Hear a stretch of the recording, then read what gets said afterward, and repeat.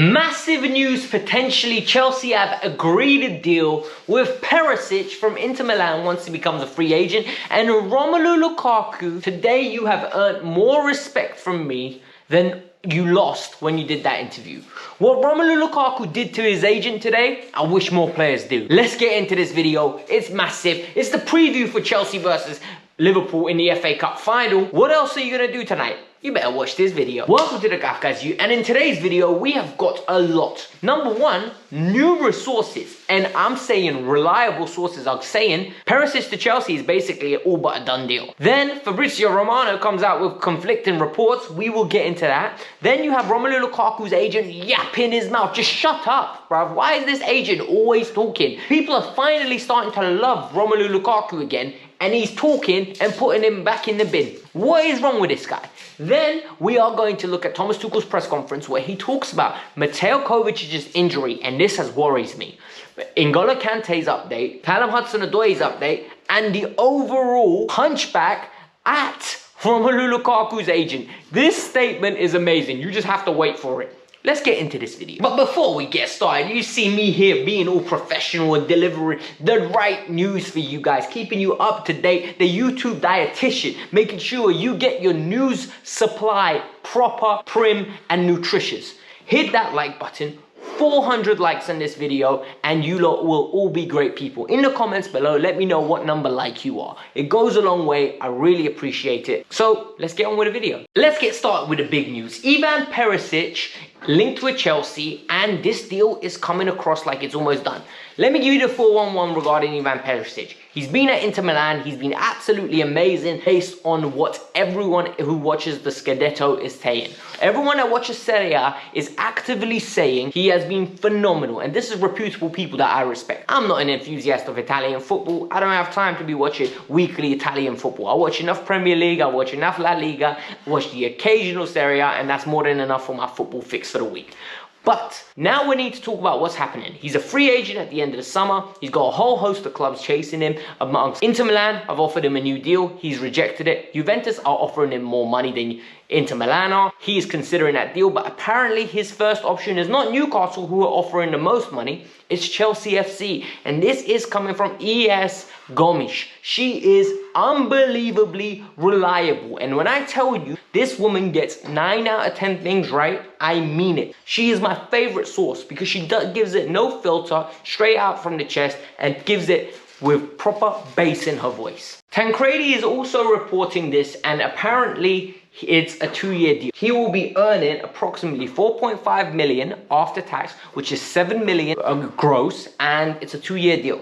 This is an interesting one because you've got Fabrizio Romano coming out and saying that this is not as concrete as everyone is saying. Where do I stand with this? Time will tell. Look, it's crazy season right now. With the nature of the transfer window and the nature of generating clicks, the nature of talking about all the transfer rumors being at an all-time high, people are trying to take advantage. People will be leaking information, and guess what? You will enjoy it as much as I do. That's why you're here watching this video. We love it. We're enthusiastic about our team. We want to know who's coming. And what do I think of Perisic? I think Perisic is a very good player. I do think he's a very good player. Do I think he's ready to be a Chelsea player? I think he's 33 years old, playing in a demanding position that needs physical attributes, which he does definitely have. And my boy Slens, great TikTok account. If you have TikTok, go follow him. Absolute legend. He said this. He has one-on-one take-on ability, which I agree with. Great crossing with both feet, which I agree with. Shooting from long range, which Chelsea lack at this moment in time. And the overlap as a runner. And for me, all of that does add to Chelsea assets. My only issue will remain that he's 33 years old. It's a 2-year deal. And I think it's potentially blocking the way for an Ian Maatsen to come through, because the assumption is that he will be the backup for Ben Chilwell when Ben Chilwell returns. My question is how do we know what Ben Chilwell is going to be when he returns? Is he going to be world class? Is he going to need time to get back up to pace? Is Ivan Perisic going to be eating up his minutes?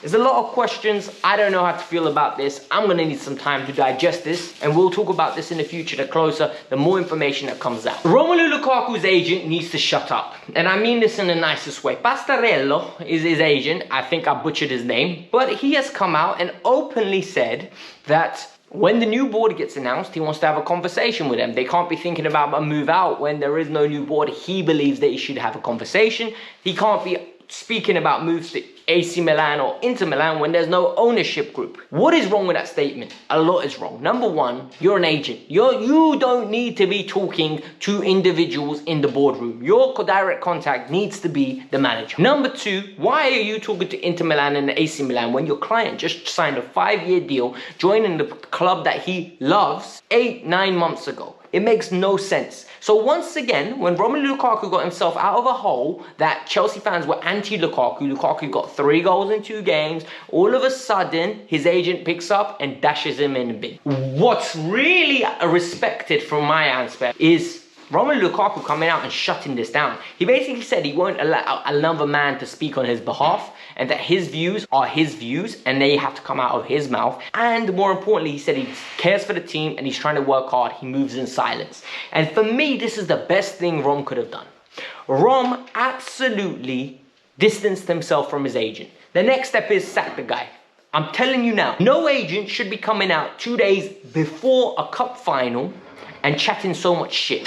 I excuse my language. Talking so much rubbish. What are you doing? You are putting unnecessary pressure on your boy. And all of a sudden, if Havertz starts over Lukaku, I'm telling you now, Tuchel's within his rights. Because all of a sudden, Lukaku's agent has created a new issue that Tuchel has to answer in his press conference. And wait for that press conference. I've got that covered for you. Here's a beautiful answer. But Rom, well done for distancing yourself from these comments and moving swiftly on Instagram. Well done. Thomas Tuchel openly said, he in his press conference today said, he has the right to talk. And this is talking about the agent. He said, but at the same time, good luck trying to get a meeting with them. And if he does, let me know. It was a very sarcastic answer because this is so disrespectful. It's already bad enough they went and done an interview. His agent was definitely aware of Romelu Lukaku's antics in that interview. This was a pre-calculated deal. And now all of a sudden, his agent's coming out with statements that he knows are going to come out about, I need to talk to the board. Who are you to be talking to the board? We don't even have a board at this moment in time. We have no ownership group. So why? This isn't basketball. This is why I don't think this agent understands. It doesn't work like that. You talk to the director of football or the manager. And how is this conversation going to go? Oh, Rom's sitting on the bench. I think you need to change manager. Bruv, no one asked you. You get paid by Lukaku.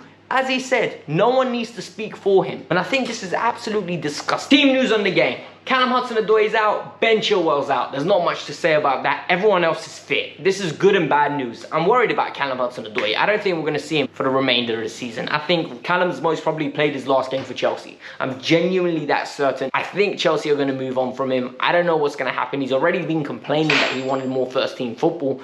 I don't know where he stands. Ben Chilwell's training with the under-19s, under-21s, so the youth team. He'll be fine at the start of next season. Hopefully, he's got a World Cup to prep for. So, it's frustrating, but it is what it is. So, we're talking about Mateo Kovacic, and he's casually just slides in that the guy's got a torn muscle and that he's playing through a pain threshold.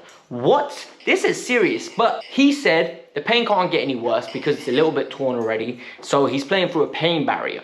This is massive news. I really don't want Mateo playing if he's going to play through a pain barrier. I need him fit because we can't allow what happened to Kante under Sarri to happen again, where these lingering injuries keep coming back because you didn't deal with it the first time around. It's pathetic. This needs to be fixed. I think Chelsea need to act in a cool, calm, composed manner, and they need to deal with it ASAP. N'Golo Kante, there's going to be a late fitness test. He trained. They're going to see what happens. I don't know what's going to happen. I'm a little bit worried. I can't lie. The final part, he spoke about the game, and he finally spoke about the game, and he openly said, look, there's nothing to surprise each other. We're both equal match teams. We've had 3 games this year.